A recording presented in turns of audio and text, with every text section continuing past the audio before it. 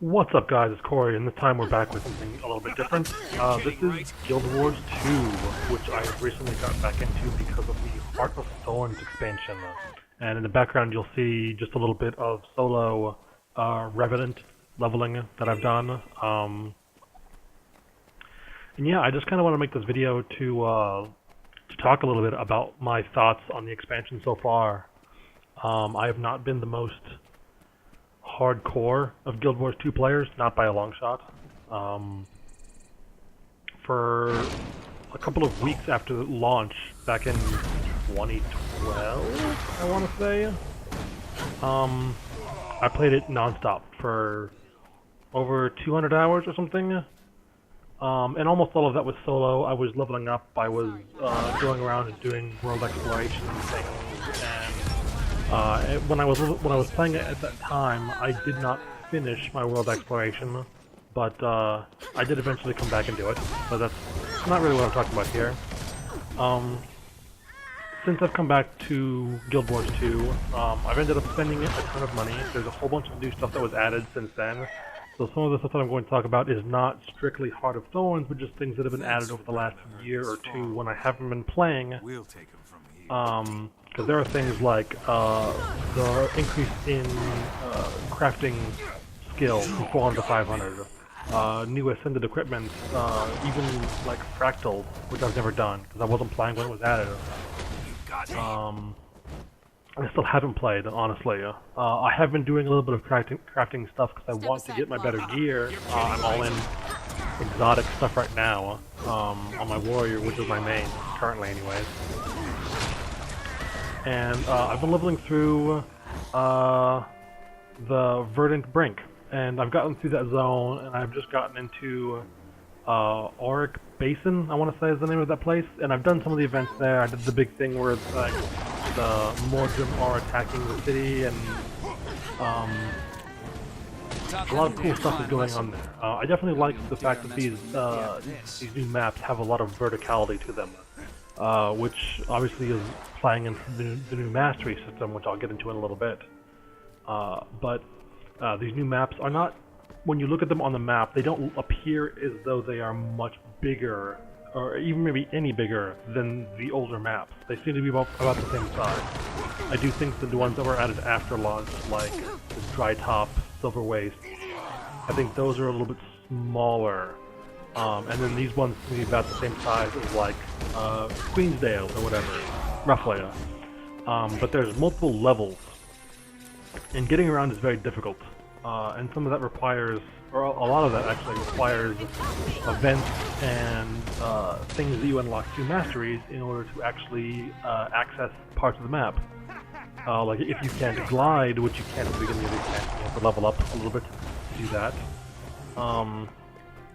But if you can't glide, you can't get to some areas. And if certain events haven't been passed, you don't have access to the canopy and things like that. Which I've never actually been up there. I've seen a bunch of videos of people going up there, and it seems like it's a relatively large area. And like that's all dependent on just the amount of time that I've spent there. I've just been primarily doing story stuff, so I haven't focused on that too much. But for whatever reason, I don't know if it's a bug, but I ran into a thing where I was trying to do hero points, which are like the new-ish, anyways, skill point replacement on the map. And the thing that's different about these three new maps from Heart of Thorns, they all give 10 points instead of the 1 that all of the previous points gave. So you get a lot more points, but you also need a whole bunch, because in order to unlock your new elite specialization for whatever class you're playing, you have to fully unlock all of its skills, and I believe this takes, oh god, how many was it? It was quite a few points. I think you needed in total like 465 points. I'm not entirely sure on that number, but basically all you have to know is that you need to fully unlock all of your elite specializations. So for my warrior, it's Berserker. I had to get all of the skills, which meant doing a whole bunch of these hero points, many of which require a group because you're fighting champions or you're just fighting like a group of elites or something, and things are really bad. And essentially, like, they're designed to be done with multiple people. They're not designed to be done solo. I'm sure there are some people that could do it depending on their gear setup or their class, whatever. I'm sure it's probably possible, but it is not intended. So I was doing a bunch of those, and I was about 2/3 of the way there. But then when I logged in earlier today, it was unlocked. And I don't know why. Everything was unlocked, so I had access to the Berserker. And I'm not sure if that was a bug. Either I was experiencing a bug before and didn't have some hero points I should have, or I just mistakenly got a bunch and benefited from it. I'm not really sure how that happened. But nonetheless, because of that, I have been playing with the Berserker a little bit. The Berserker allows you to access, to equip a new weapon, the Torch, which is pretty good. My gear is not set up for it currently. I am running Knight's gear, I believe, which is Power, Toughness, and Vitality. And Torch seems to focus primarily on condition damage, which I am not built for. So I bought a sword to go with that because swords cause bleeds, and at least for a warrior, the sword causes bleeds, and the torch causes burn, which they go well together. They both scale from condition damage. And so I've been playing around with that a little bit. I do like the skills that I have access to as a Berserker. The weird new Berserk mode seems interesting. It allows you to use your burst skills like in rapid fire almost, and they don't hit as hard, but they do stack a lot of burning damage, and they can be used repeatedly. So it's not going to hit as hard as my burst with my greatsword, but it is going to stack up for a ton more damage. And I believe it can also hit multiple enemies because it's like this fire spew in front of you. So that seems pretty cool. Number 5 with the torch, which can only put in your offhand, is like this aura of fire around you, and it moves with you. So you're not just placing it on the ground at your feet. It's actually like you are on fire, and the fire moves with you. That seems really good. I wish the cooldown was a little bit shorter, but I'm sure I can probably figure out a build that would do that. I think there are some skills that will reduce torch skill cooldowns, so I just haven't messed with that too much yet. I haven't really been dealing with it very much, so since I just got it earlier today, I haven't had much time to like gear my character out and play with builds. So these are just very like early impressions of the Berserker. I do feel like it stacks very well with a sword. I feel like for melee that is like the ideal makeup, unless you're going with some sort of weird hybrid build in which you would use like an axe or something like that, which seems weird because you would be splitting up your damage over multiple things. It seems like it's going to be condition damage and precision, because there are some skills or some talents in the Berserker tree that make it so that crits cause bleed or cause burn damage, I believe. Or you scale from them in some way. I forget. I'm not looking at it currently, so I couldn't tell you exactly. But I'm pretty sure it scales. That build specifically scales well with condition damage and precision to maximize your condition damage.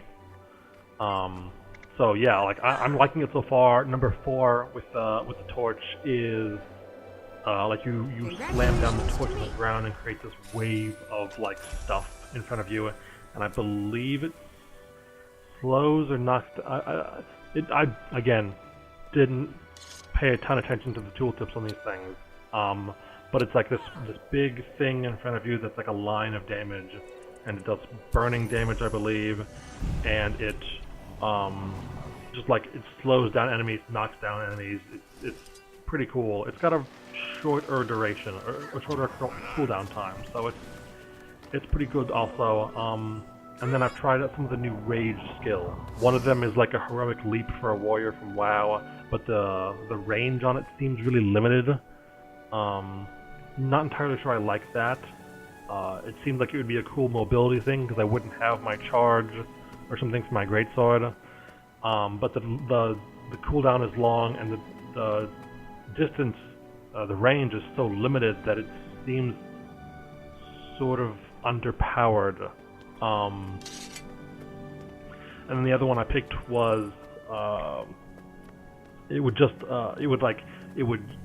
basically like a shout, but it would cause me to get like, I think it was super armor. I forget. It basically would just improve my stability, which seemed really good because I didn't have a good way of like preventing myself from being knocked down because I had removed Shake It Off from my action bar.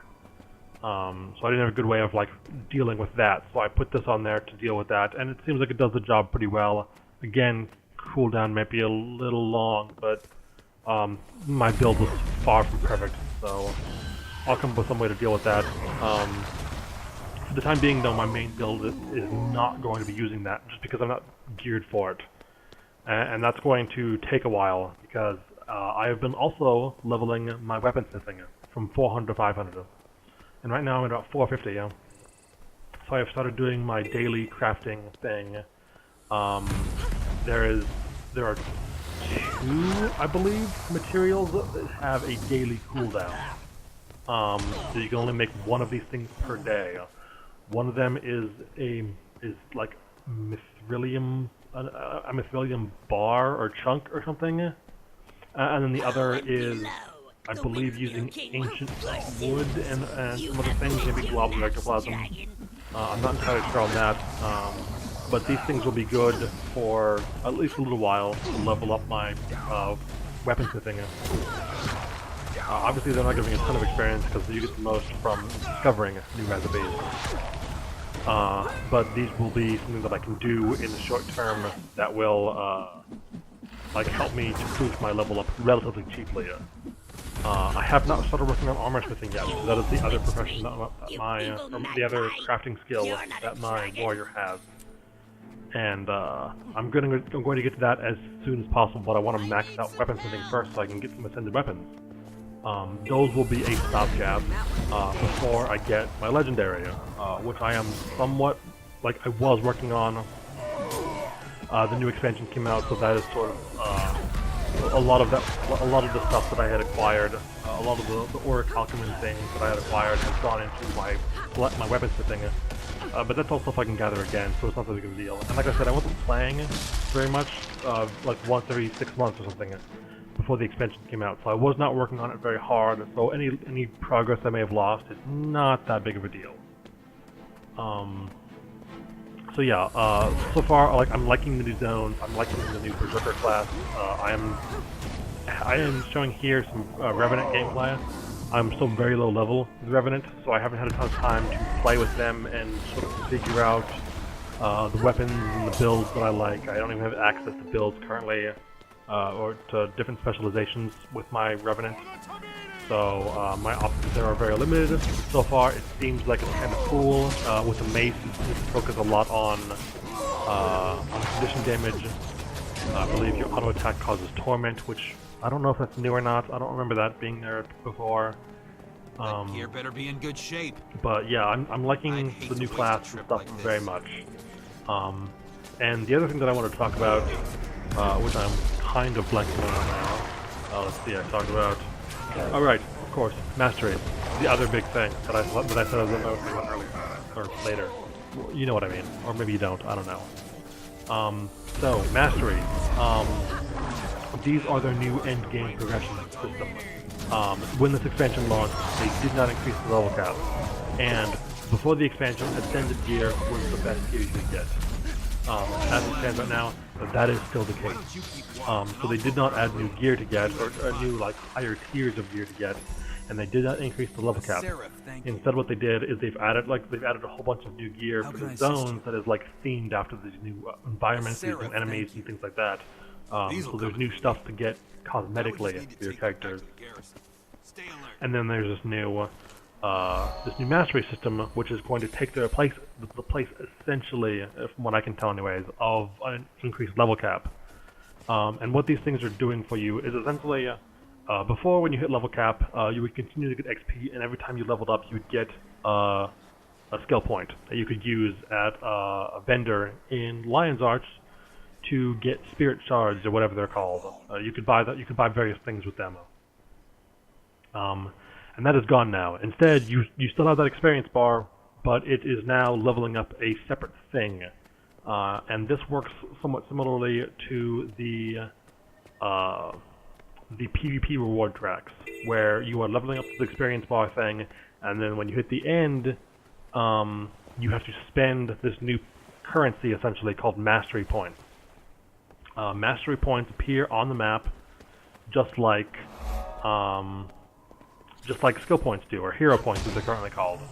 And a lot of the times they are the same thing. You will go to an area and you will commune with that place and you will get the thing, or you will kill an enemy, or you will use an item, you will do something, and you will get this mastery point. So what you do is, when you have one of these selected, you will get experience for that mastery, and that mastery only. And these masteries are location specific. So if you wanted to do something in the old maps, you would use the central Tyria. You would do a mastery from that category. And then if you wanted to do something in the new maps, you would go to the Heart of Maguma masteries, and you would pick a thing, pick a mastery to level up from that area. So currently this does not work with World v World, which I think is intentional, and it does also not work with the current Halloween events. So if you're in the Mad King's Labyrinth, it's not working. From what I've heard, that is a bug, but they have so many other things to work on that for this year they are not going to be fixing it, because it's only affecting that one area. It's not a high priority. And with their expansion being just launched like a week ago, I can kind of understand that. It's unfortunate, but it's not that big a deal. So the types of things that you're getting, oh wait, before I go into that, what happens when you fill up that experience bar is you have to spend a point to unlock it, or to activate it, I guess.